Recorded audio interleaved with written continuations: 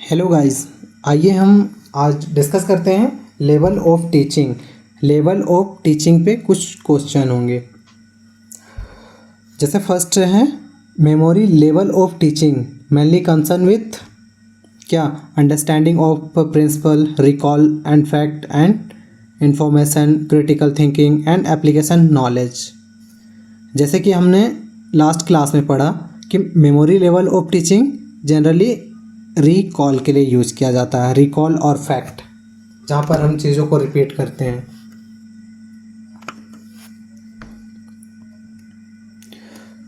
Next है level of teaching is called the teaching thought learning. Which level of teaching is called teaching thought learning. जहाँ पर thoughtful हो, जहाँ thoughtful means जहाँ सोचना पड़े, जैसे कि रिफ्लेक्टिव लेवल जहाँ पर फुली डिपेंडेंट होते हैं लर्नर खुद पे।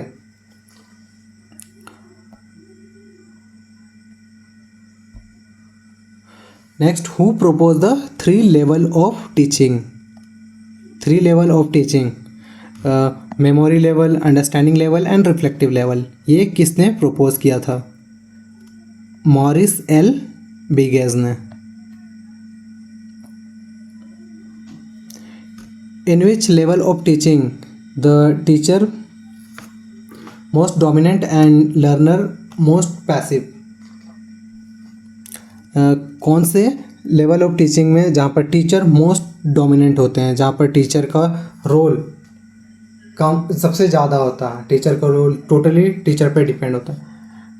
टीचर डिपेंड होते हैं मेमोरी लेवल ऑफ टीचिंग पे, जहाँ पर कोई भी स्टूडेंट वो अंडरस्टैंडिंग पे ध्यान नहीं देता, वो सिर्फ बेसिक लेवल ऑफ नॉलेज, जहाँ पर टीचर का मैक्सिमम रोल प्ले होता है। रिफ्लेक्टिव लेवल ऑफ टीचिंग में क्या होगा? Develop which of the following ability to student. क्या? Memorise, critical thinking and problem solving, understanding concept only, listening and repetition. जैसे रिफ्लेक्टिव लेवल में हमने कहा था कि टोटली ये लर्नर सेंटर होते हैं, मीन्स जहाँ पर लर्नर अपने से सीखते हैं, अपने से न्यू आइडिया को जनरेट करते हैं। ये आएगा critical thinking and problem solving.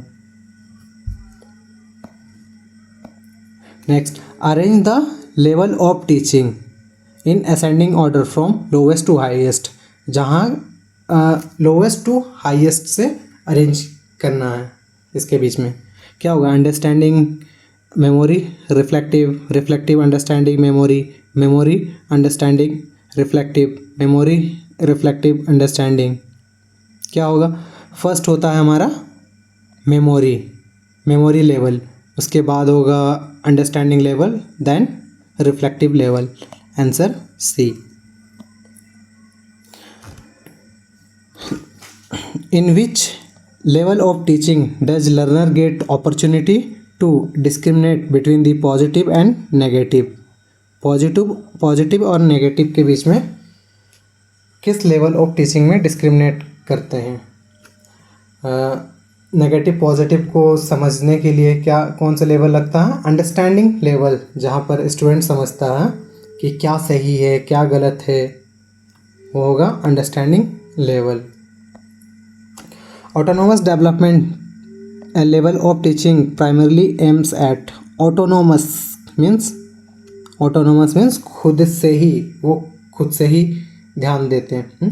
जैसे रोट मेमोराइजेशन होता है हमारा मेमोरी लेवल में, अंडरस्टैंडिंग बेसिस अंडरस्टैंडिंग लेवल में, सेल्फ डायरेक्टेड लर्निंग क्रिएटिविटी, और टीचर सेंटर कंट्रोल ये भी मेमोरी लेवल में ही आएगा। ऑटोनोमस में means self directed and creativity. This one autonomous से ही पता चल रहा है वो self. Which level of following statement is true? Statement 1, the objective of the memory level teaching is develop rational and critical thinking.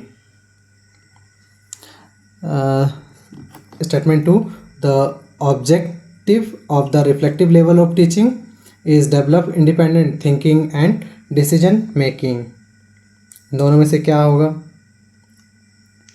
First तो false होगा, जैसे कि देख रहे हैं memory level of teaching development rational and critical thinking, ये critical thinking में नहीं होता है मेमोरी लेवल पे।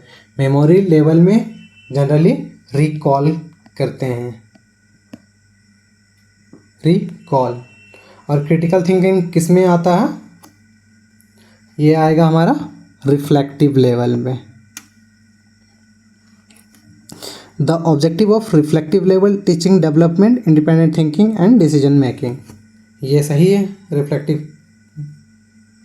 तो आंसर है 1 false 2 true. Which level of teaching neither teacher centred, यहाँ देखिए टीचर सेंटर नहीं होंगे और subject centre but learner centre, जहाँ पर इस केस में नाइदर टीचर सेंटर होंगे और नॉर सब्जेक्ट सेंटर, यहाँ सिर्फ लर्नर सेंटर में होंगे। इस केस में क्या होगा? मेमोरी लेवल जहाँ पर टीचर सेंटर्ड होते हैं, अंडरस्टैंडिंग लेवल जहाँ पर टीचर और स्टूडेंट दोनों सेंटर्ड में होते हैं। रिफ्लेक्टिव लेवल ही ऐसा है जहाँ पर लर्नर सेंटर होता है, उसे टीचर की आवश्यकता नहीं है। ऑटोनोमस लेवल लास्ट क्लास में हम देखे थे कि autonomous level extension of reflective level है। The main objective of the understanding level of teaching is, main objective understanding level of teaching, understanding level of teaching का मैन ऑब्जेक्टिव क्या है? Encourage rote learning नहीं हो सकता क्योंकि ये MLT में आएगा, memory learning. Develop the insight and comprehension, test memory, जिस केस में मेमोरी आए वहाँ मेमोरी लेवल आएगा। To make learner independent, learner जहाँ इंडिपेंडेंट है वहाँ आता है रिफ्लेक्टिव लेवल आता है, जहाँ पर लर्नर इंडिपेंडेंट हो। अंडरस्टैंडिंग लेवल में होगा to develop insight and comprehension, this one is right.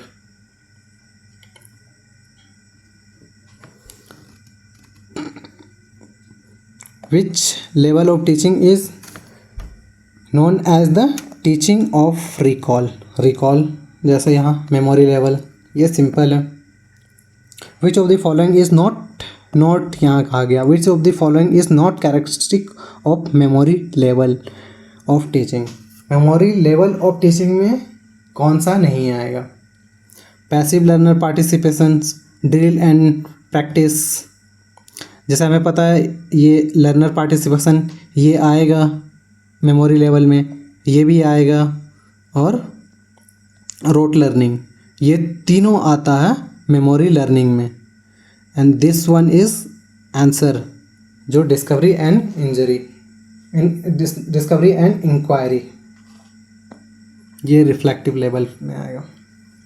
The highest level of teaching aim, highest level of teaching aim क्या है?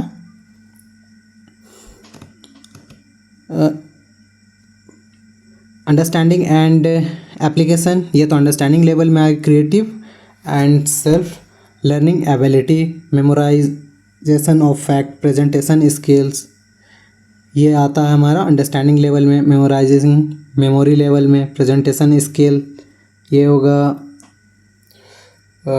ये भी आएगा हमारा अंडरस्टैंडिंग लेवल में। And this one is what? Reflective level.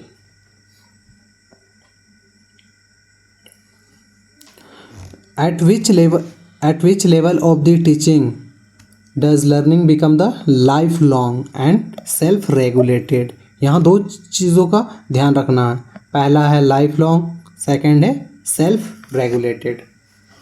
जहाँ पर सेल्फ रेगुलेटेड आ जाए वहाँ ऑटोनॉमस डेवलपमेंट लेवल ही आएगा।